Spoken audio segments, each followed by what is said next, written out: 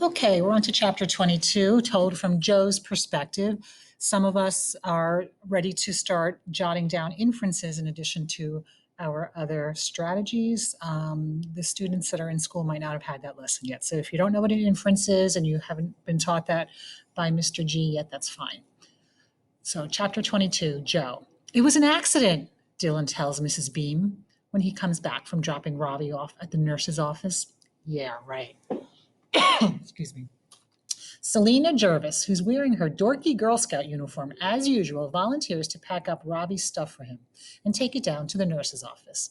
She accidentally drops Robbie's pencil case as she's trying to put it in his backpack, and the last of his 3 mechanical pencils goes rolling under a desk. Dylan sees it, and before Selena can bend down and pick it up, the pencil disappears down the front of his pants. She hunts around for it for a little, but all she comes up with is a balled up piece of paper. Crud. It's that stupid cartoon that Dylan drew. Why hadn't I thrown it in the waste paper basket instead of dropping it on the floor? Before I can do anything about it, Selena tosses the crumpled up cartoon into Robbie's backpack, zips it closed. 2 seconds later, she's out the door and on her way down to the nurse's office. At 11:30, the lunch bell rings. Wednesday is chili day. Einstein's chili isn't nearly as good as my mother's, but the cornbread is decent, especially if you put a lot of butter on it. Mom is standing near the door in her red and white striped apron when I get to the cafeteria, but when she sees me, she looks the other way. I have to give her points for that. Ravi is nowhere in sight. He might still be in the nurse's office, or maybe he went home. I get my lunch and head for the empty table near the trash cans, but Dylan steps in front of me. It's a good thing Coach decided to call that game, he says. If we'd lost, you would have paid for it. Big time. I know, I say. You told me. He grabs a piece of cornbread off my tray and stuffs it into his mouth. His eyes are pinned on me like 2 thumbtacks on a bulletin board. What was it Mrs. Bard had said? Mr. Bard had said, the world is full of Dylan Samreens.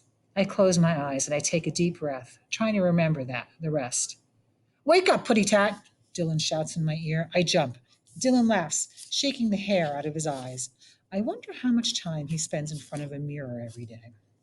In 4th grade, our desks had been right next to the windows, and I'd see him checking out his reflection in the glass all the time. Once, Mr. Barnes and I caught him doing it at the same time, and we both had to try hard not to laugh.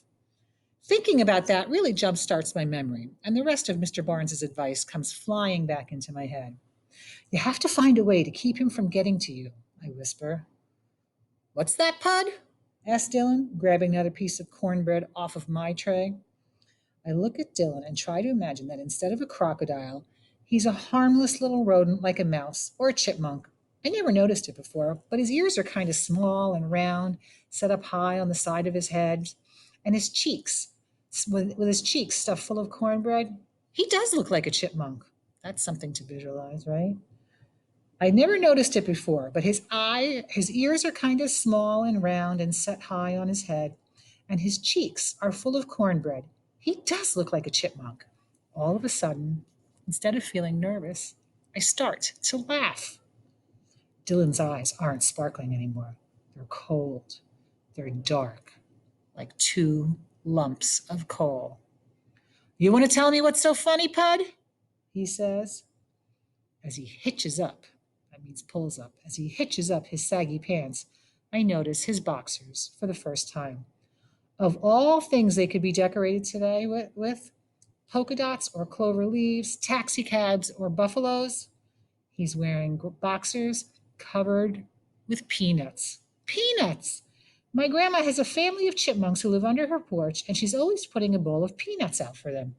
Dylan Samreen, the crocodile turned chipmunk, standing there in his peanut boxers with his cheeks full of cornbread, pushes me right over the edge, and I totally lose it. I haven't laughed this hard in a long time, and every time I think I'm done, I look at this round little ears, his peanut boxers, my stomach bunches up, and it starts all over again. I'm laughing so hard, I'm crying now.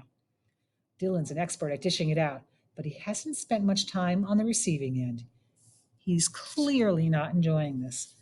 Kids are crowding around, laughing and shouting. I don't even care that I don't have my earplugs in. This might be one of the all time greatest moments in my life. I'm out of here, says Dylan. Mr. Barnes was right.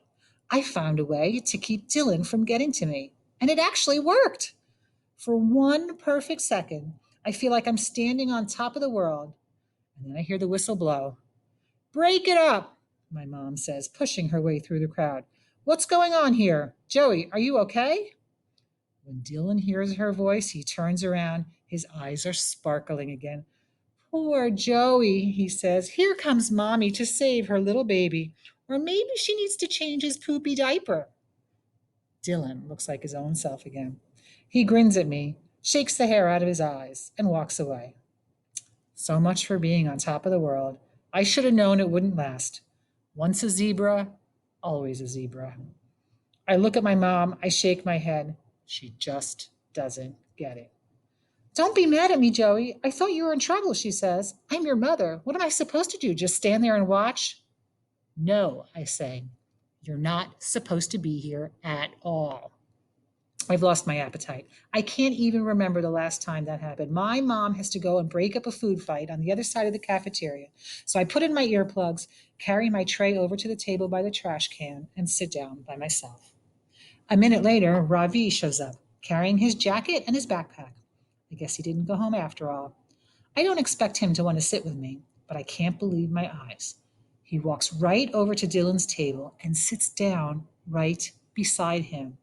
Maybe that ball hit him harder than I thought, because I'm pretty sure he's losing his mind.